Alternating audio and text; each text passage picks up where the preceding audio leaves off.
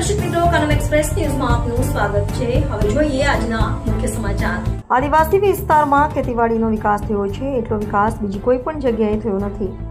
નાણાં, ઉર્જા અને પેટ્રોકેમિકલ્સ મંત્રી શ્રી કનુભાઈ દેસાઈના હસ્તે વલસાડ જિલ્લાના નવરચિત નાના પોંઢા તાલુકા મામલતદાર કચેરી ખાતે અને તાલુકા પંચાયત કચેરીનું લોકાર્પણ કરવામાં આવ્યું હતું। આ પ્રસંગે રાજ્યકક્ષાના વન, પર્યાવરણ, ક્લાઇમેટ ચેન્જ, જળ સંપત્તિ અને પાણી પુરવઠા વિભાગના મંત્રી અને વલસાડ જિલ્લા પ્રભારી શ્રી મુકેશભાઈ પટેલ, વલસાડ ડાંગ સાંસદ શ્રી ધવલભાઈ પટેલ વિશેષ ઉપસ્થિત રહ્યા હતા। કપરાડા તાલુકામાંથી વિભાજન કરી નાના પોંઢા તાલુકાની રચના કરવામાં આવી છે। તાલુકાનું મુખ્ય મથક નાના પોંઢા રહેશે, તેમજ આ તાલુકામાં 49 ગામોનો સમાવેશ કરવામાં આવ્યો છે। મંત્રી શ્રી કનુભાઈ દેસાઈએ નવરચિત નાના પોંઢા ગામની રચનાથી શુભેચ્છાઓ આપતા જણાવ્યું હતું કે તત્કાલીન મુખ્યમંત્રી શ્રી અને હાલના વડાપ્રધાન શ્રી નરેન્દ્રભાઈ મોદીએ ગુજરાતનું સુકાન સંભાળ્યું ત્યારથી સરળ અને સુંદર આયોજન સાથે સમગ્ર ગુજરાતના બધા ગામડાના 24 કલાક વીજળી આપવાનું શરૂ કર્યું।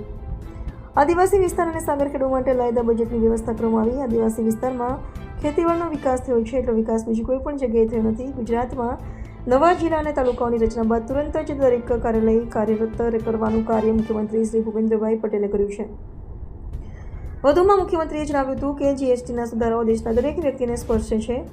આ ફાયદાઓના લીધે લોકોની આવક વધશે, વપરાશ વધશે અને ફેક્ટરીઓમાં ઉત્પાદન સાથે રોજગારી પણ વધશે। મૂળભૂત ધરમપુર તાલુકો તો ધરમપુર તાલુકામાંથી કપરાડાનું વિભાજન થયું 1997-98ના દાયકામાં। ત્યારબાદ 129 ગામ કપરાડા તાલુકામાં હતા અને કપરાડા તાલુકો પણ વસ્તીના દ્રષ્ટિએ ગણીએ તો 3 લાખની નજીકની વસ્તી થઈ ગઈ હતી। એટલે કપરાડા તાલુકાના 29 ગામો અને વાપી મહાનગરપાલિકા બનવાના કારણે ત્યાંના 13 ગામો અને પાર્ટી તાલુકાના જે સરાઉન્ડિંગ નજીકના જે 7 ગામો હતા એનો સમાવેશ કરીને 49 ગામોનો એક તાલુકો થયો છે। આ તાલુકો નાના પોંઢા એટલે ચોક્કસ એટલું કહીશ કે વલસાડ જિલ્લાનું ટ્રાઇબલ વિસ્તારનું ક્વીન સેન્ટર છે। ત્યાં ચારે તરફથી લોકો વાપી તરફથી, સેલવાસ તરફથી, નાસિક તરફથી, ધરમપુર તરફથી અમારો સરાઉન્ડિંગ ચારે ખૂણાના લોકો અહીં આવે છે અને ટ્રાઇબલ વિસ્તારનું એક વેજીટેબલ અમારું શાકભાજી માર્કેટ છે। અમારું નાના પોંઢા એટલે અમારી જનતાનું નાના પોંઢા એ 24 કલાક ધમધમતું હોય છે। ખાલી રાતના 2 કલાક 12 થી 2 વાગ્યા સુધી બંધ દેખાતું, બાકી 2 વાગ્યાથી શાકભાજી માર્કેટ પણ ચાલુ થઈ જતું। દિવસના આખો દિવસ ચારે તરફના અને ચારે તરફ નેશનલ હાઈવે 56 અને 848 કનેક્ટ થાય છે।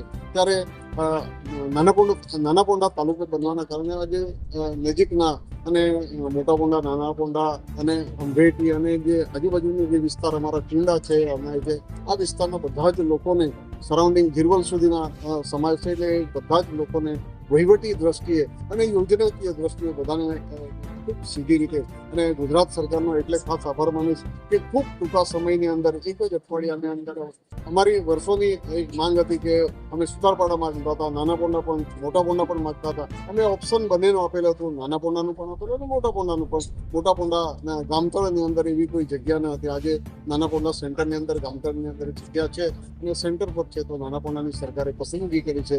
ત્યારે આ વિસ્તારના તમામ પ્રજાને જે વહીવટી દ્રષ્ટિએ તાલુકા પંચાયત હોય કે મહેસૂલ મામલતદાર કચેરી તમામની સુવિધાઓ મળી રહેવાની છે અને તેના થકી આ વિસ્તારના પ્રજા અને આજે ચોક્કસ અમે આનંદ અનુભવીએ।